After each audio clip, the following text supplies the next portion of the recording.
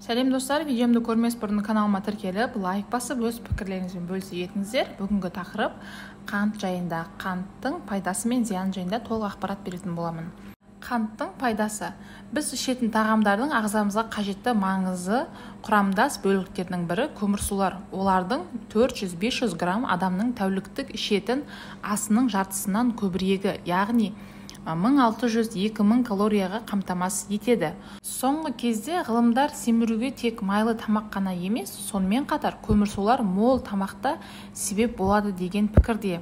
Дене еңбегінің шұғылданбайтын адамға шамамен тәулігіне 300-350 грамм көмірсу қажет. Егер адам бұл шамадан көбірек жесе, семіріп кетуі мүмкін. Қантты көп жеу қант диабеті ғана емес, артеросклероз бен жүрек қан тамырларының сырқаттарына әкеліп соқтыра алады. Онша көп күш жұмсамайтын адам тәтті тағамдардың шамадан көбірек жесе, тек қанттың ғана емес, крахмалдан да ағзасында артық заттар жинай бастайды. Артық желінген қант зат алмасуды бұзып, қандағы холестерин мөлшерін арттырады.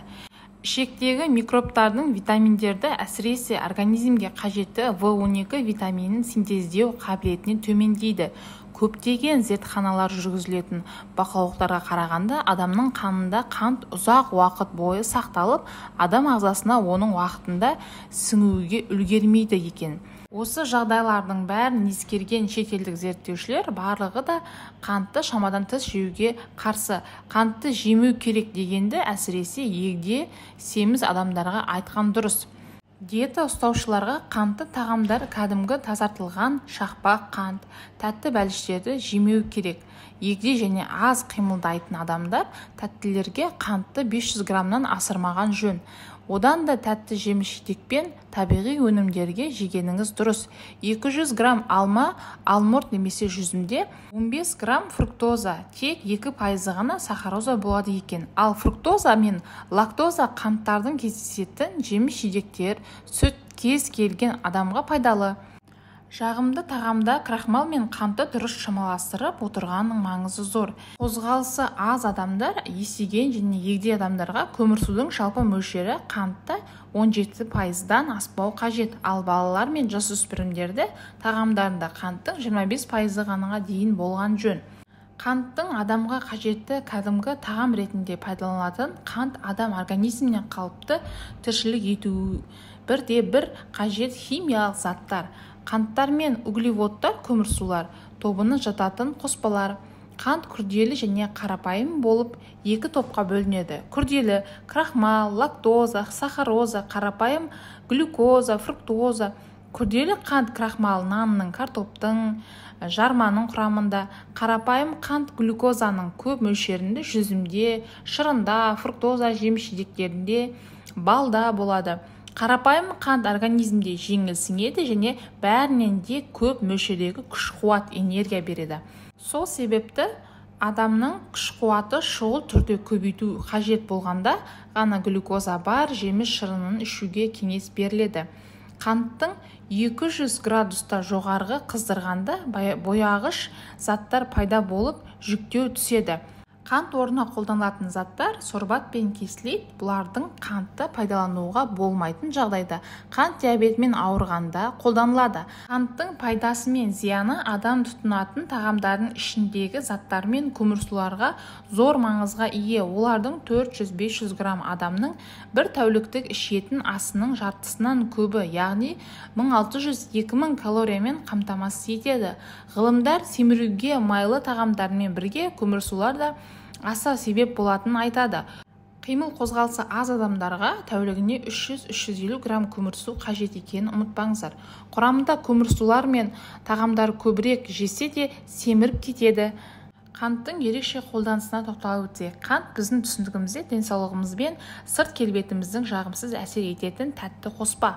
Алайда оны ерекше қолданылу кейбір жағдайларда пайдалы болуы мүмкін. Ғылымдардың жүргізген сараптамаларының нәтижесінде таң қалдырмай қоймайды. Қант ауыр ауруларды қоздыратын, сондай-ақ жараларды тез емделуіне кедергі келтіретін бактерияларды залалсыздандыра алады екен. Бактериялар дамып көбеюі үшін ылғал қажет, ал қант артық ылғалды өзіне жұтып алады екен. Ащы тамақтан кейін ауызға салынған бір кесе қант ащы дәмді оңайлықпен баса алады. Қант қосылған дене терісінің арналған скрабтар баяғыда-ақ танымал.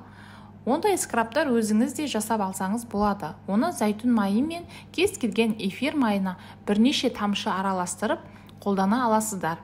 Еріңіз таза, нәзік бола қалады. Міне қызық, егер далап жағылған ерінге құмшекер сеуіп, бірнеше секундтан кейін жалап жіберсеңіз, далап әлдеқайда ұзақ сақталады екен. Қантты дақ кетіргіш ретінде де қолданылады. Ол шөптің ізінен қалған және тағы да басқа дақтарға оңайлықпен кетіреді. Суланған даққа қант сеуіп, бірнеше сағатқа қойып қойыңыз. Кофе ұстағыш, блендер, тартқыш қалған жағымсыз иістерді сарымсақ, кофе тағы да басқа қант кетіре алады. Қант тіліңіздің ыстық шәй не кофеге күйіп қалғанда көмекке келеді. Қант салынған қасықты тіліңізге қойсаңыз, ауырғанын сол сәтте қояды. Ерніңізге далап дұрыс жағылмайды ма? Ерніңізге зәйтүн майы мен қант араластырып жағыңыз. 30 секундтан кейін оны сүртіп тастап далапты жаға беріңіз. Сонымен қатар қант сыйлаған гүліңіздің ғұмырын ұзақ қыла алады. Гүл тұрған суға 3 ас қасық қант, 2 ас қасық сірке суын қосыңыз. Қант гүлдегі бұтақты сақтаса, сірке су оны бактериялардан қорғайды. Ал достар, ақпаратым ұнаған болса, лайк басып, пікір жазып, өз ойларыңызбен бөлісе отырыңыздар. Қантты көп жейтін достарыңызға және мүлдем жемейтін достарыңызға жібере отырыңыздар. Келесі жолы қандай тақырыпта ақпарат білгілеріңіз келеді, сол жайында комментарий бөліміне жаза кетсеңіздер, өте қуанышты болар едім. Парақшама тіркеліп, лайк басып, өз пікірлеріңізбен бөлісе отырыңыздар.